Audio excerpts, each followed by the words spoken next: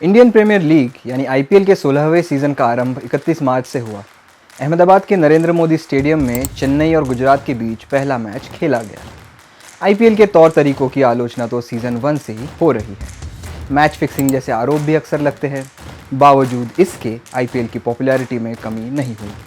IPL में खिलाड़ियों को मिलने वाले पैसों की चर्चा हर ऑक्शन के बाद देखने मिलती है। लेकिन क्या आपको पता है, दुनिया भर के स्पोर्ट्स लीग्स के मुकाबले आईपीएल अपने खिलाड़ियों को काफ़ी कम पे करता है। टेलीग्राफ यूके के हवाले से ये खबर सामने आई है। इस ग्राफ को देखिए, इसमें साफ दिखेगा कि इंग्लैंड की फुटबॉल लीग प्रीमियर लीग खिलाड़ियों को कुल प्रॉफिट का 71% हिस्सा देता है।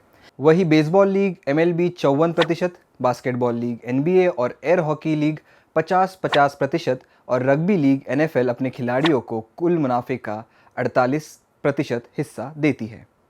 अब नज़र घुमाइए आईपीएल के कॉलम की तरफ। दिखेगा कि कैसे आईपीएल अपने खिलाड़ियों को मुनाफे का काफ़ी छोटा हिस्सा देता है। इसी खबर को आज बताएंगे विस्तार से और जानेंगे कि आईपीएल अन्य लीग के मुकाबले अपने खिलाड़ियों को इतना कम पे क्यों करता है।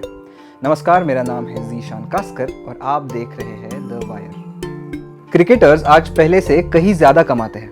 उनकी सैलरी पिछले पीढ़ियों के क्रिकेटरों की ईर्ष्या का कारण बनी है। इसी साल के इंडियन प्रीमियर लीग में Ben Stokes 16.3 crore, Sam Curran 18.5 crore और हैरी ब्रुक्स 13.25 करोड़ रुपए कमाएंगे, बेशक उनके इंग्लैंड की सैलरी के अलावा। और फिर इतना होने के बावजूद भी आईपीएल के सभी सितारे दुनिया भर के खेलों के मुकाबले काफ़ी कम कमाते हैं। दुनिया भर के खेल लीगों में मानदंड के अनुसार स्टोक्स, करन और ब्रुक सभी आईपीएल सीजन में लगभग 50 करोड़ रुपए बना सकते हैं। जैसा कि आपको पहले बताया, दुनिया भर की सभी लीग अपने खिलाड़ियों को कुल कमाई का आधा हिस्सा प्रदान करती है, कम से कम।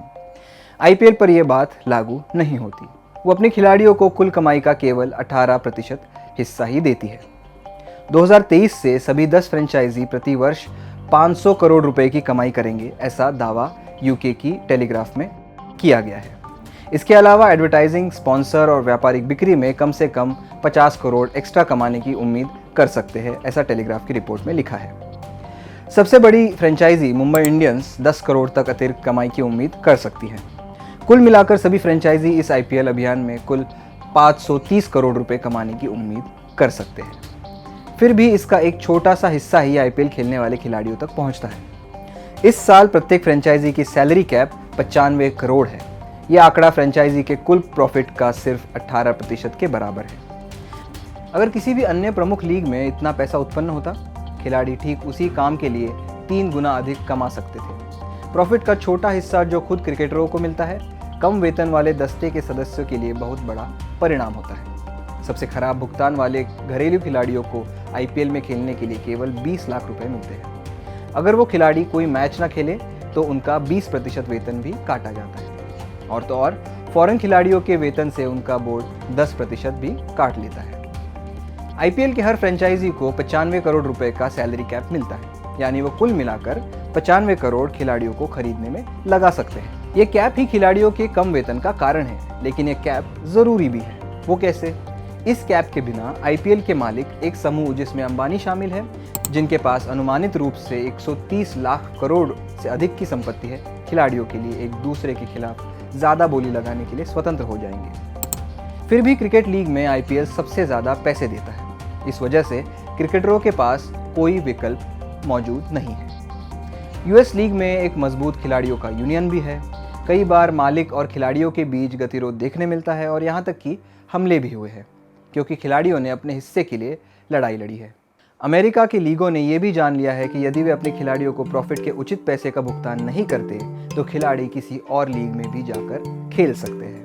आईपीएल में तो ये समस्या नहीं है, क्योंकि भारत में खिलाड़ी यूनियन अभी भी वर्जित है।